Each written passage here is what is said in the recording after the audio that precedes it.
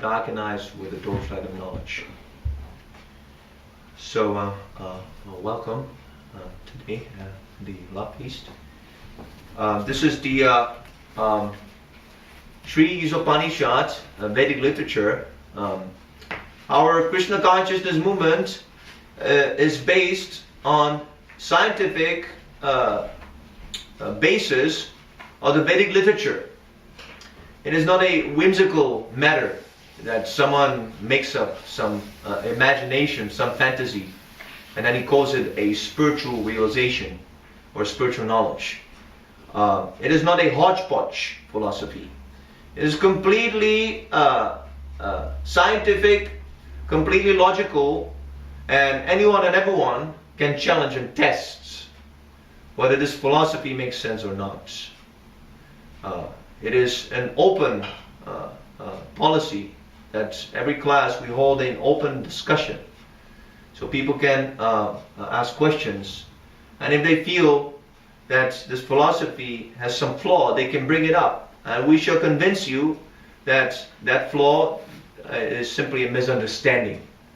See, we have entered into this material existence and we've been enveloped in ignorance. That is called Maya, illusion. Maya, that which is not. Translation means that which is not. So actually, for the spirit soul, there is no such a thing as ignorance. The ignorance is on account of the bodily conception of life.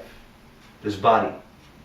Just like our Srila Bhaktivinoda Thakur, our great predecessor, spiritual master, he prays, Sharira avidyajal, jodindriyateka. This body is simply a lump of ignorance with the senses leading to death. Our senses are actually leading us to death. The more we enjoy through the senses, the more the body gets worn out. Just like you have clothes, right? So if you utilize the same t-shirt over and over and over, it gets worn out very fast. So the yogis, the real yogis, not a bogus yogis, who are practicing yoga simply for some health, or for some exercise, or for some show. And because yoga is very fashionable, if I practice yoga, I'm going to be very popular amongst my friends. That is a bogus yogi. A real yogi understands the purpose of yoga. The purpose of yoga is to control the senses in order to attain self-realization, self-awareness. To realize, who am I? This is the fundamental question of human life. Who am I? What am I doing here? And what is my relationship with the Supreme Absolute?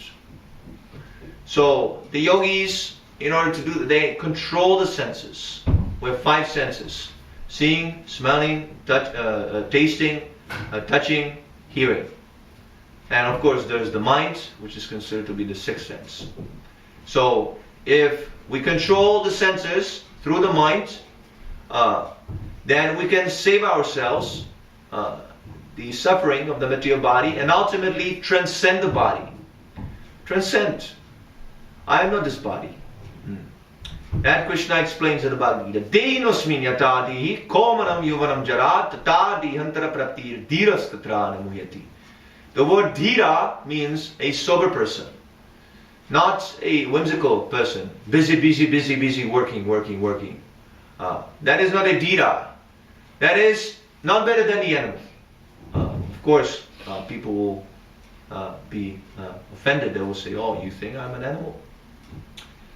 We do not say this is what is actually explained in the Vedas. We simply repeat what is explained by Krishna in the Vedas.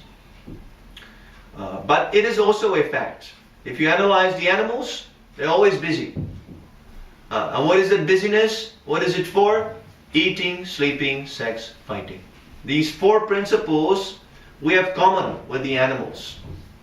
So if we use the very sophisticated human brain, human intelligence, simply to satisfy these 4 principles, We're not better than the animals. We're missing the human form. We're missing the value of the human form of life. And we'll be degraded. We'll descend. After this body is finished, we'll be degraded to the lower species. Krishna will give us the body which is more suitable. I am not qualified for the human form because I am not taking advantage of the facility of the human form. So this Isopanisad and all the Vedic literatures, they're meant for a human being. They're not meant for the animals. The animals cannot come and hear Sri Isopanisad. He's very busy satisfying the tongue, belly, genital, and so on and so on. The whole day. This is not very scientific approach to life. These things are available to the animals. And the animals, they do not work for these things. Just like an elephant. Elephant is in a jungle, he can eat way much more than you can eat. Tons and tons of food. Does he go to a factory, an elephant? Does he go to a factory? No. How does he get his foodstuff? How does he get his foodstuff supplied? Not just the elephant. So many different species of life, so many different animals. Not just that they're being supplied the foodstuff, but according to his liking, he gets his foodstuff. Just like a hawk. A hawk, he's very much fond of stool. Yeah, for a hawk, stool is a great delicacy. But I am not a hawk. I'm not a hawk. I'm a human being. If you give me a stool, I become very horrified. What you nonsense, what you're doing? Because I'm a human being. So I should utilize the human form for self-realization. That is what the Isopanisad is for. So here in the shloka it is mentioned, the personality of Godhead, although fixed in his abode, is more swift than the mind, and can overcome all others running. The powerful demigods also can approach him. Although in one place, he has control over the demigods who supply the air and rains. He surpasses all in excellence. This is the scientific explanation of God. The Supreme Personality of Godhead. How can anyone deny the Supreme Person behind this creation? Is it a very scientific statement that all this came from a Big Bang, from some accidents? Is it very scientific? When there's a child, the origin of the child is the mother and the father. The father gives the seed, the mother gives the womb to develop the body. And then the child comes out. See, there's always origin. It's like this harmonium. Someone has to make it. Someone has to make this harmonium. There was some intelligence, some brain. He put this key like that. He painted with this color. He put this little spring here like that. And now, very nice sound is going on. So, how can a scientific person, a person with intelligence, deny the supreme intelligence of God behind His creation? Show. He should show. Science means evidence. Show where anything in this creation, anything that is a sort of a system or a design, is created by accident. Even the scientist, if he says like that, it's all by accident. Why is he trying to get his diploma? Why is he studying in school? Every scientist has a title, some position, some university degree. If everything is just an accident, then he should get his diploma by accident. Why is he studying? Why is there some purpose? Why is he trying to make some system? It's all chaos. There's no meaning. The existence has no meaning. So why are you trying to imply meaning? This is a contradiction. This is the nature of Asura. Asura means a person who is against God principles. Always, the Asuras and Suras, they're always fighting with one another. The atheist and the theist. This is called material existence. Full of dualities. You cannot make a peaceful condition in this world These principles are always here. As long as we are trying to deny God, these dualities will always bother us.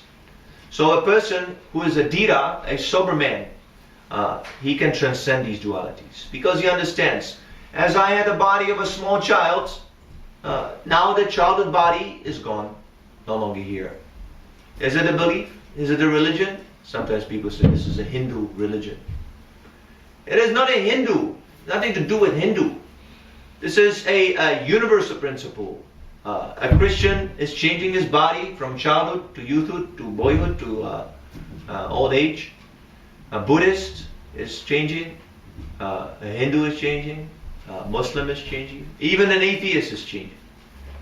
Who can deny this? Very simple phenomena that is going on. But although my body of a small child is finished, I am still here. I am still here. I am still present. I am still conscious. So from that, I can understand that I am not this body. The body is simply an instrument. It is a car. I'm driving a car. But I'm not the car. If I drink the gas of the car, I'll get poisoned. I'll get poisoned. I need a proper foodstuff. So trying to satisfy the soul by the pleasures of the body, the soul becomes poisoned. Becomes covered by this avidya, this ignorance, lump of ignorance. The body is lump of ignorance. When you analyze, the body is simply a combination of abominable things. The blood, urine, bones, flesh. Simply it is covered by the nice skin.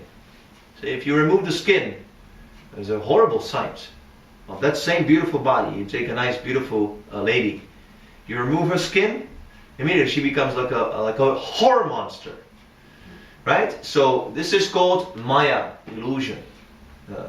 The illusion is that there's a very skin layer of skin. That's why we find this body very pleasurable, very nice, and very beautiful. So we have to see through this illusion. If we want to become men of knowledge, we have to see through this illusion. We cannot become bewildered by this illusion. If we become bewildered by this illusion, we cannot understand the absolute knowledge, the absolute truth. So people, they challenge, what is the proof? What is the proof that this is the perfect knowledge and that what you're speaking is the absolute truth? What is the proof? Show me. But they very rarely question whether they're qualified to understand the absolute truth. As long as someone is bewildered by the illusory representation of the Supreme Absolute in this world, then he cannot understand who is Krishna, who he is, what is the relationship, what are we doing here, because he has no interest in the subject matter. Even he's trying to mingle with spiritual matters, with God consciousness and so on and so on. There's so many philosophers who explain about God, but unfortunately all misguided. All misguided. Because they become simply the servants of such insincere persons who are trying to satisfy their material desires on the pretext of spirituality. See? So many cheaters are coming. All you inquire about God, but you also have some material aspiration. Okay, I'm going to tell you also about God, but also I'm going to tell you how to fulfill your material aspiration. So such a master, such a teacher, such a philosopher is a bogus man. Well, we cannot understand the Supreme Absolute Knowledge from such a bogus man. In order to understand the Supreme Absolute Truth, we also have to become supremely, absolutely interested in the subject matter. No deviation from the subject matter. And now I have my meditation, and now I have my materialism, and now I have my Sunday church, and now I have my shopping in the supermarket or for my sense gratification. No. That means that you're not sincere. You're not sincere. Just like, what is your? Joel. Joel. We had a very nice discussion, and Joel, very nicely, he mentioned a good point. He said that this is a fact, that our lifespan is limited. The clock is ticking. I always say, tick, tick, tick, tick. The clock is ticking. Are you aware of this? Are you aware of this phenomenon taking place?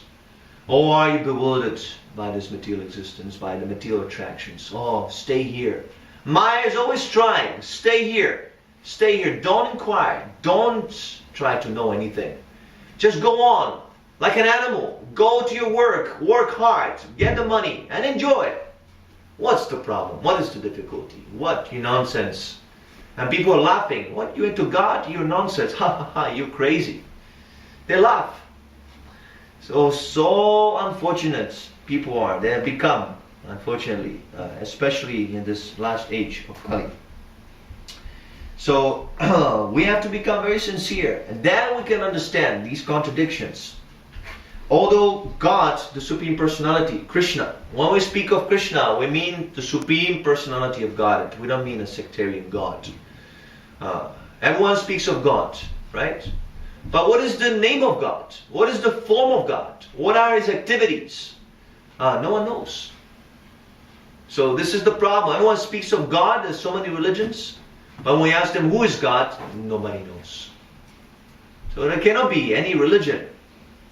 If you have no knowledge of God, then you cannot fulfill the aim of religion. The aim of religion is to please God, to love God. So if I do not know who God is, how can I love Him? You see? So the Supreme Personality of God, although fixed in His abode, is more swift than the mind and can overcome all others running. The example has been given that even if you have the speed of mind, and you travel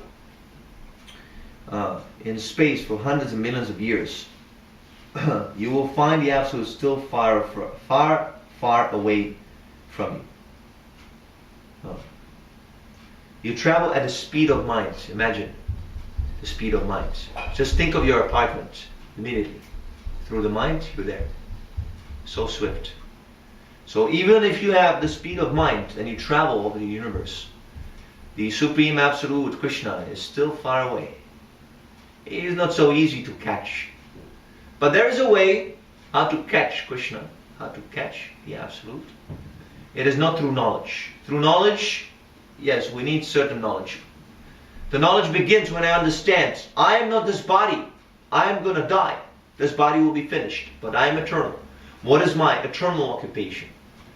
This simply gratifying the senses like an animal, that is not my occupation. That is the occupation of the body. That we have been enjoying for many millions of lifetimes. So if I'm still not burned out, if I'm still not bored, then I'll be given opportunity again to take another birth. But if I'm an intelligent man, then I'm going to inquire. What is my eternal occupation? So Krishna, He's fixed in His abode. And at the same time, He diffuses all His energies all over the world, all of the universe. Not just this universe, but all the other material universes. This is not the only universe. According to the Vedas, the Vedic literatures, we have the information that there are so many unlimited universes in this creation. And this creation is simply 1/4 of the unlimited spiritual universe where Krishna resides in His spiritual planet. So we're stuck here in this darkness, in this material body, and we're making a big commotion about some insignificant problem. Just like there's been some terrorist attacks and this and that. These things are going on in this material world. You cannot avoid it. This material world is meant for this. It's meant for suffering. It's meant for terrorism. It's meant for conflict. Because whoever comes in this material existence, he is trying to become God Himself. He's trying to be the Purusha. That is not possible. That you forget. That will never be successful. And this mentality, we're bringing it to spiritual circles. We try to understand God by this mind, by this limited mind. Your mind cannot even ascertain what is going on in your body. You don't know how the stomach is digesting the foodstuff, how the blood is being distributed. You have no control. So how you can understand with your mind the Supreme Absolute Person? That is not possible. The process to catch Krishna is devotional service. Bhaktimam abhijanati. Submission. We have to humble ourselves. That is the first requisite to understand spiritual topics. Surrender. Tadvidi pranipatena pariprashnena sevaya upadikshanti jnanam jnanastattvadashina. You surrender to the bona fide spiritual master, to a teacher. Just like anything, any science, you need a teacher.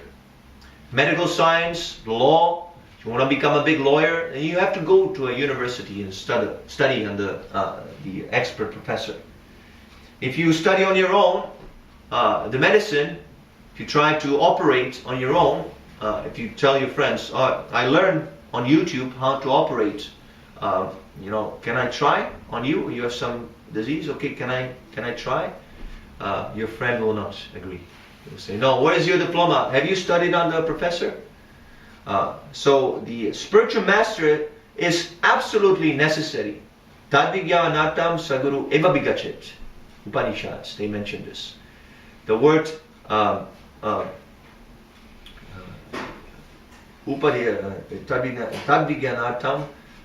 saguru eva bigachet. Eva bigachet means it is absolutely necessary.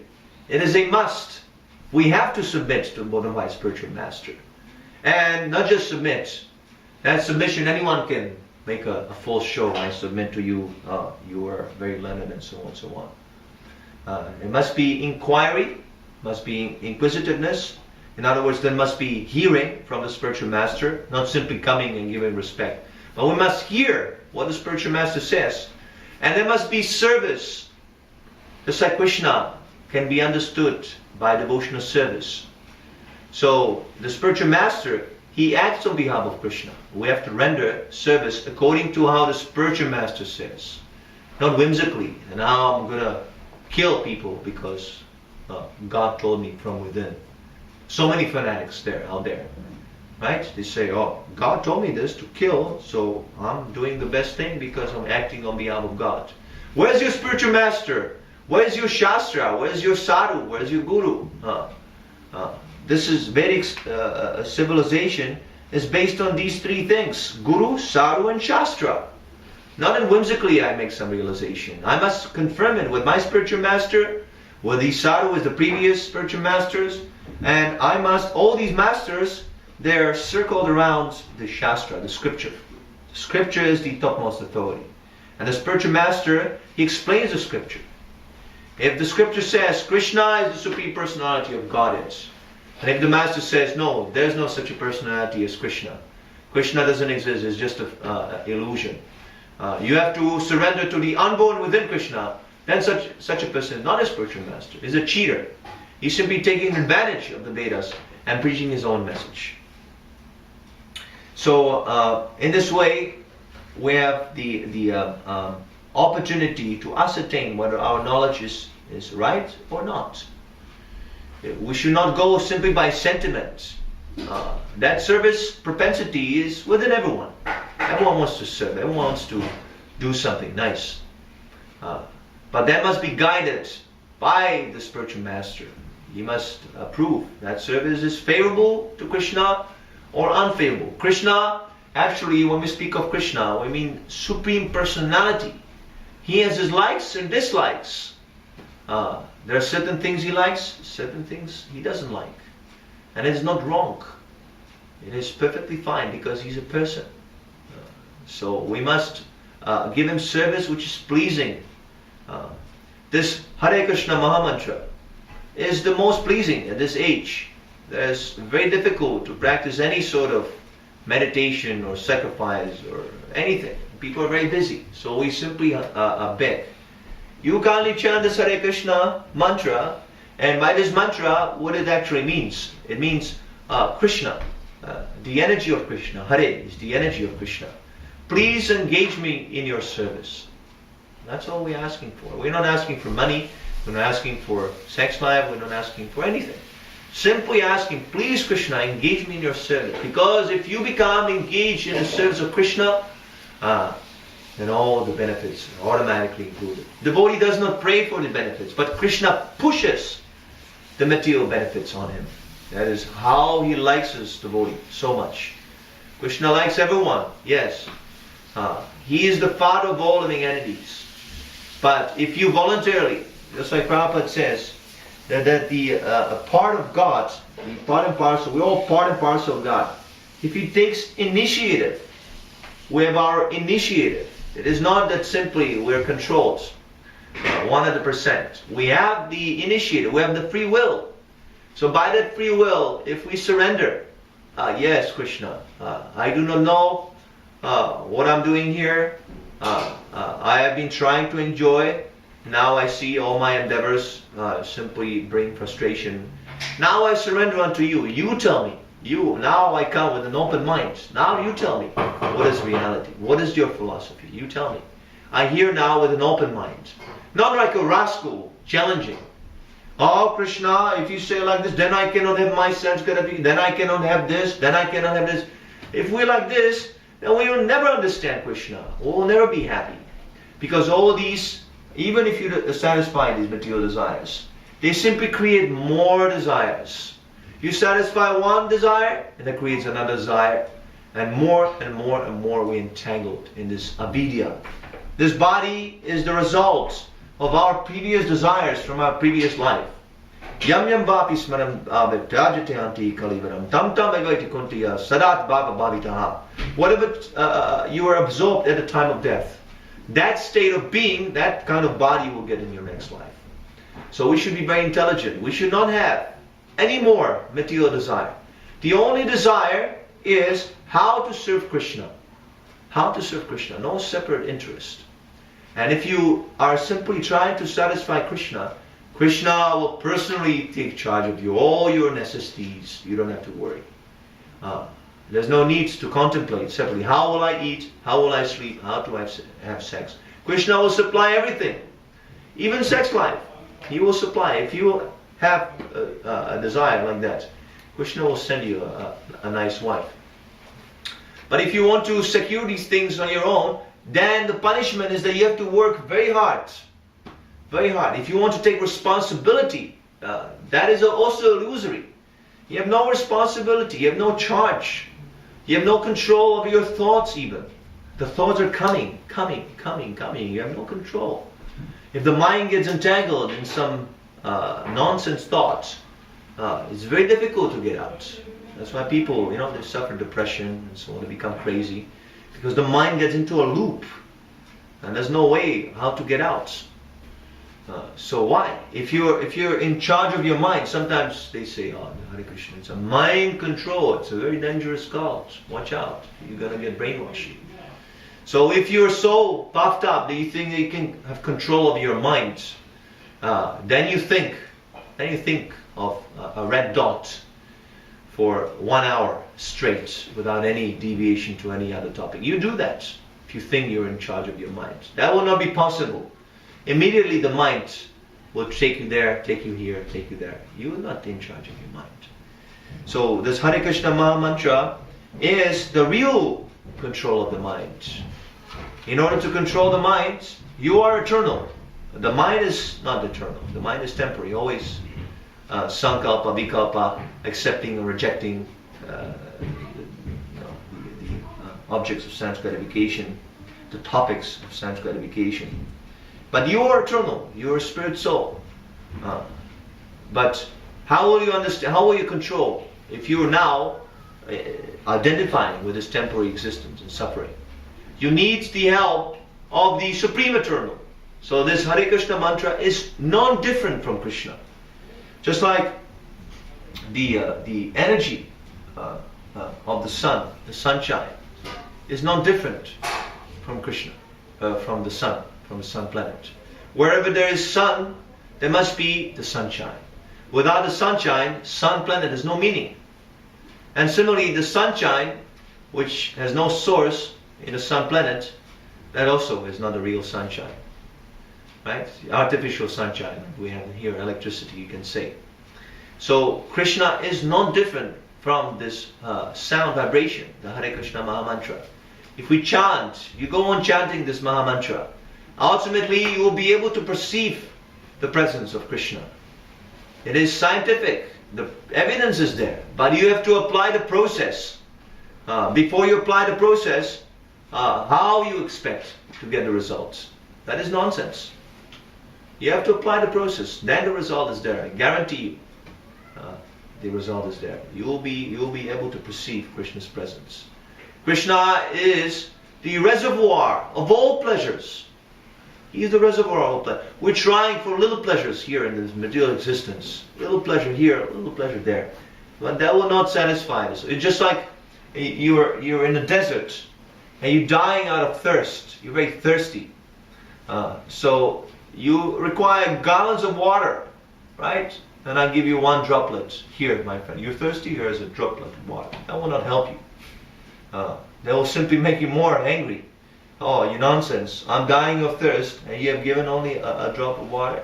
So we should be angry at the material existence, that I don't want to enjoy these temporary pleasures. I want to enjoy eternally. I should be serious.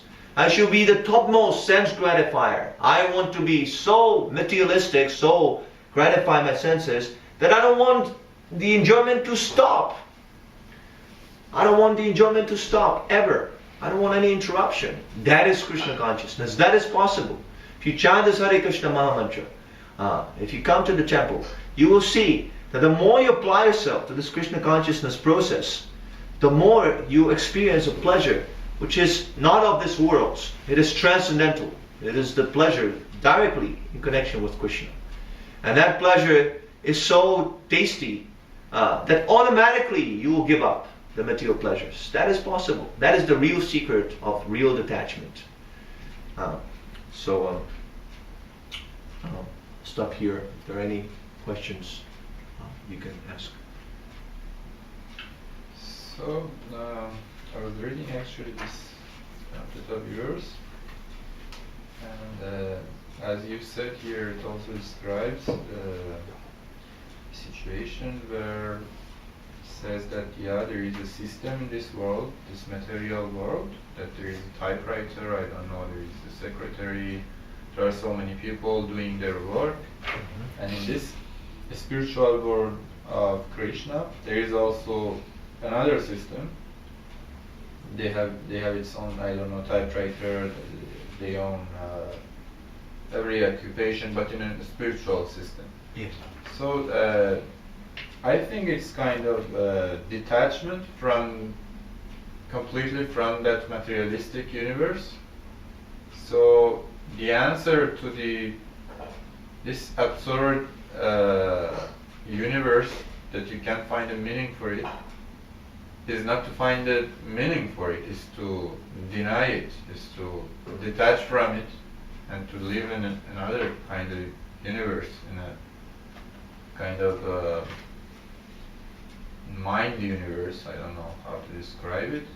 No, mind is material, and I explain. Mind is material because mind is always changing. I mean, what's the point of... First of all, what is your understanding of material? When you say material, what is your understanding? How would you define that which is material? The materialistic life, I define... No, but what is materialistic? I mean, the things that you do in your life that are, for example, to gain money, I don't know, to gain... this is stuff. Money? To gain money? Most of them are, converged to gaining money, like your job, like your education, like your the relationships that you make in the society are at the end in order to, I don't know, gain some sort of better position. So this is a misunderstanding. We're not against money. We're very much welcome. If you want to give a donation, we can fully utilize for Krishna service. We're not against money. You misunderstood. This is not what we say. We say that if you use the money for your sense gratification, that is material. But the same money, if you use for Krishna, that is spiritual. Who has created these material elements? earth, water, fire, air, ether. This Krishna explains in the Bhagavad Gita. These are my inferior energies. Just like you also, from your body, there's a limited amount of water produced, sweating, crying, saliva, urine, like that. You produce water. So similarly, from Krishna's transcendental body, he creates oceans, rains, lakes, and so on, so on. You know. So all these elements, they're coming from Krishna. Everything you see here, this is coming from Krishna. So how is it material? So the service that you said, that First of all, how is it material if it's coming from God? If everything is coming from God, from His body, how is it material? Is God material? No. It cannot be. So how is money? Money is also energy of God. Ultimately, money, of course, has been invented now, but previously it was gold. It was a gold standard. So did people manufacture gold in their laboratory? No, it has been created by God. Mm-hmm. Gold, right? So if it's coming from God, how is it material? You answer this question first of all.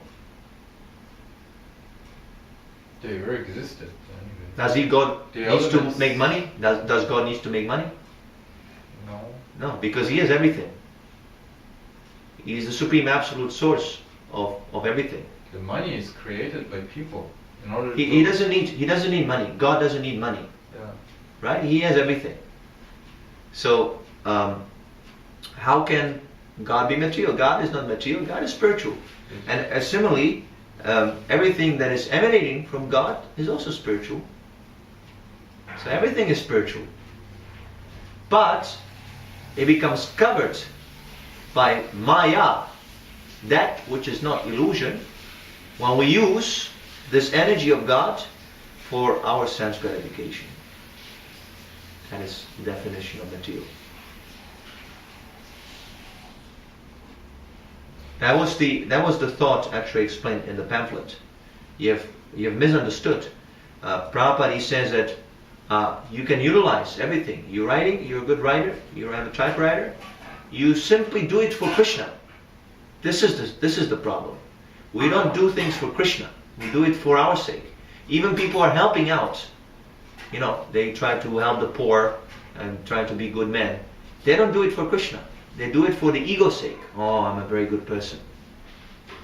How, for example, you can, as an engineer, yes, you can do something for Krishna. What is that engineer? What do you do practically? We design buildings, we design... So you can design a nice building for Krishna, a nice temple. Only temples? If we design a bridge, would it be for Krishna? But how is a bridge for Krishna? People can use it. Well, people can use it. What about Krishna? To go to that that's what I'm saying. That we're trying to serve the people, but we're not serving Krishna. People, just like there's an example. You have a finger, okay? So the finger has one duty: supply the water in the mouth, not in the eye, not in the ear, not in the anus, in the mouth. When you supply the water in the mouth, it is distributed all over the body, in the finger, in the ear, in the eye, all over the body. So yes, you can serve the people very nicely, but you have to know the process. And you're not actually serving the people, you're serving the body. He's going by the bridge, by his body. He's going to, do something for the sense gratification of his body.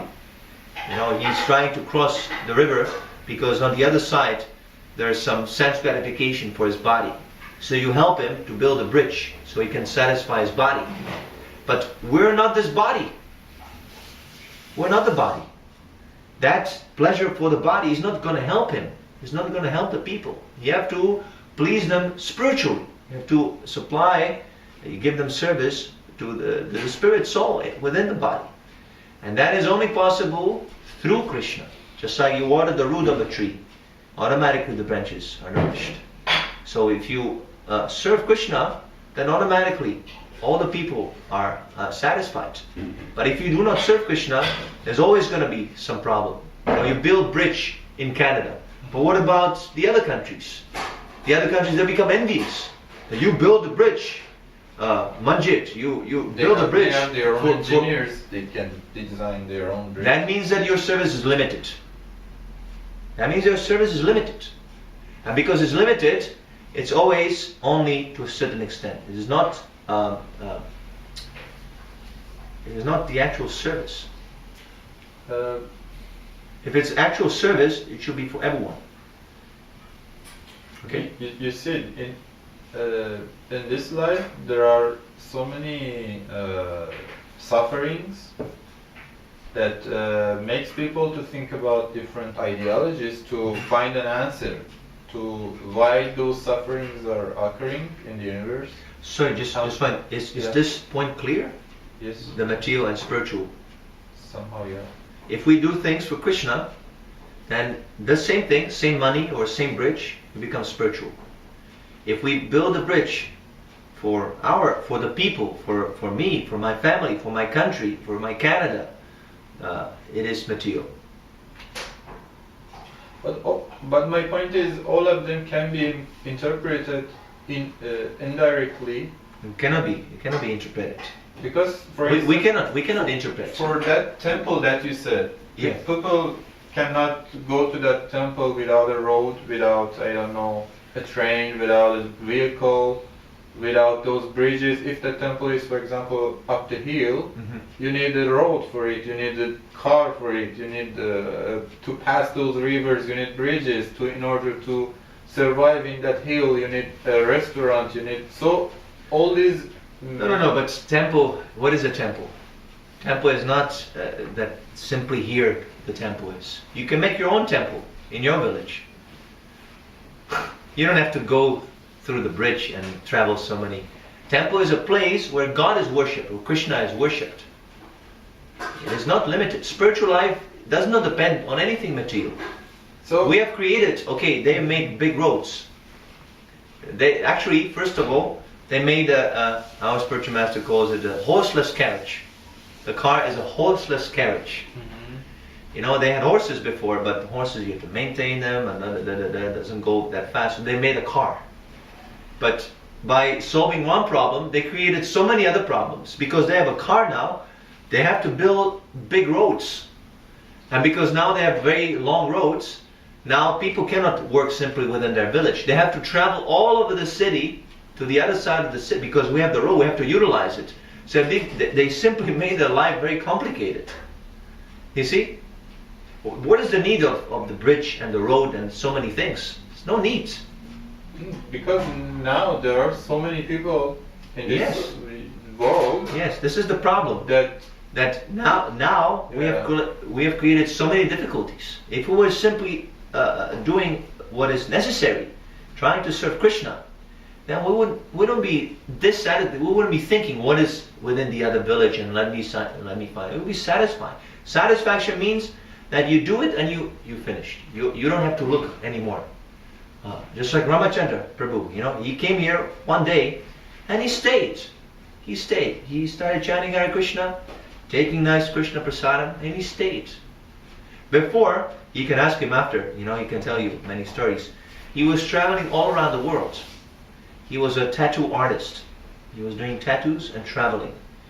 San Francisco, Israel, Europe, Germany, Berlin, all over the place. He was traveling.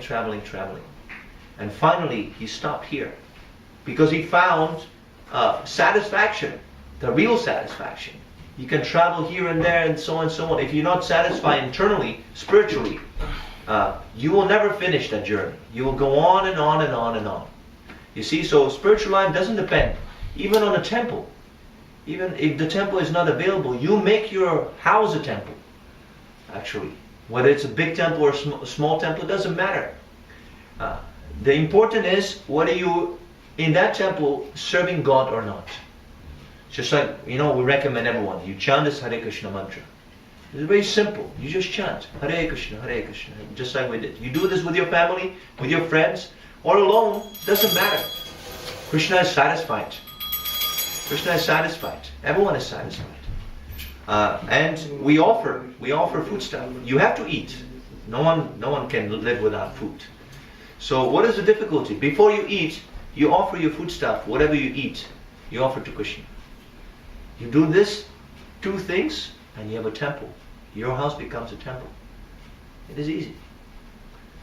But you have made this big so-called civilization because you're not satisfied with simple things. So anyway, we say, never mind, you're engineer, okay? You some or other use your talent in Krishna's service. Okay, if we assume that by... But you must be ready. You must be ready. If you don't want to serve Krishna, then no one can help you. First of all, are you ready to serve Krishna? If I ask you, are you ready now? Through your civil engineering, are you ready to satisfy Krishna? What are those services? No. You're ready. You cannot. Krishna is the Supreme Lord. You cannot say, well, this service, if he says this service is required, then I'm going to take it. If this service is, then I don't want to serve Krishna. You should know what's that service. When you go You should know, yes, but that's why I asked the question, are you ready to serve? Are you ready to serve? Because if you're not ready, if you still want to serve the other masters, then you cannot serve Krishna. But when you want to do a service, you should know it fulfills your... That I know.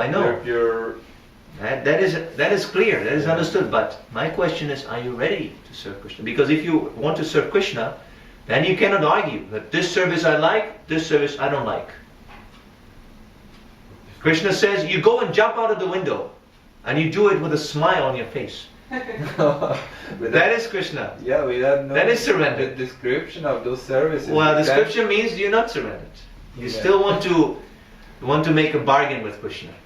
So that is not possible to understand like that.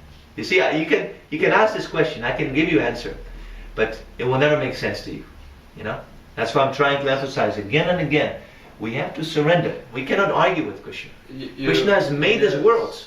But you can do that when you know that those services that you make for that person that you said, or the way that you follow, no, you don't know. Will lead you to that ideal. No, you don't know. First of all, are you free from death? Can you not die? We die eventually. Everybody dies. Can you stop it? No. No. So what is the use of your knowledge? You say, I know. You don't know.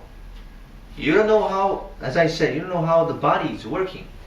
So how you want to understand whether this instruction of Krishna is right or not? How you want to ascertain?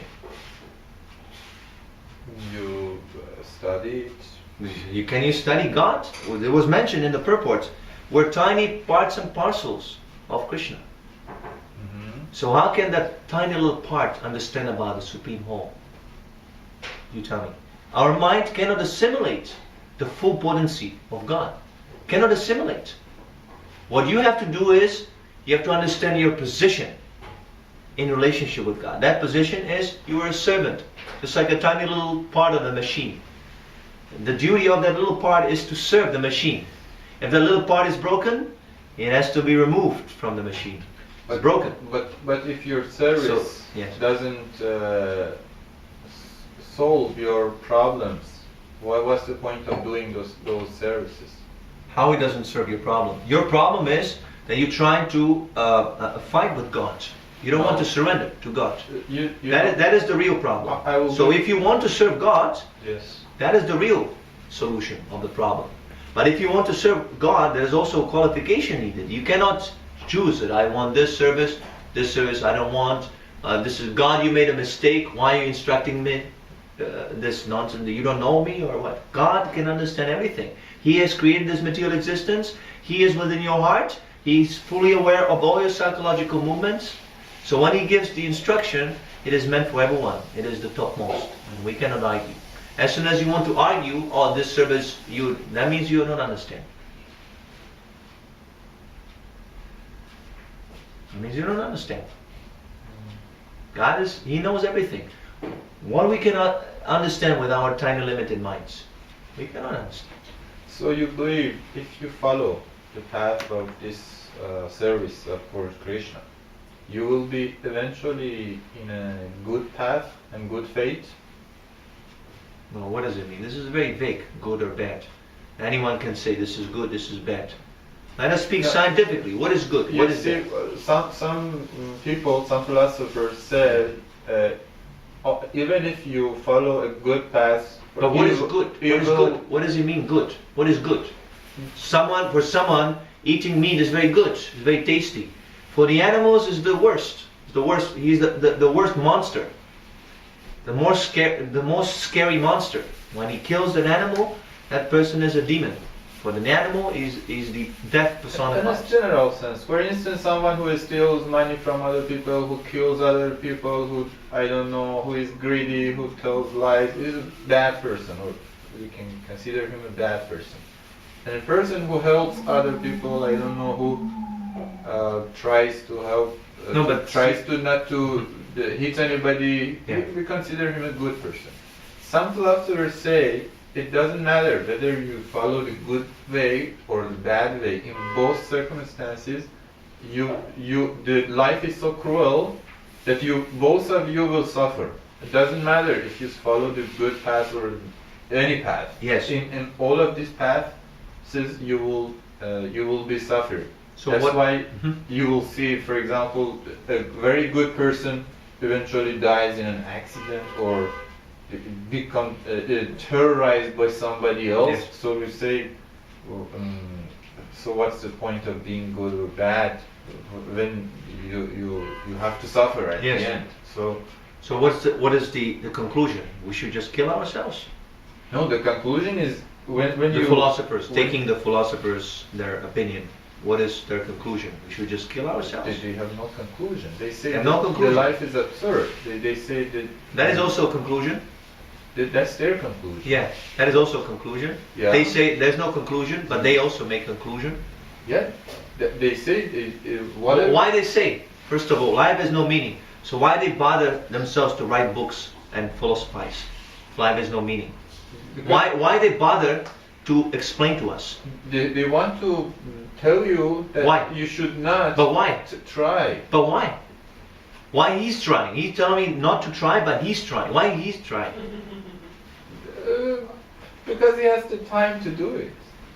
No, that is not the answer. I think everybody, every person in July, in a moment you search something to understand July. Everybody do that. Yes. Maybe philosopher, maybe a common person. He but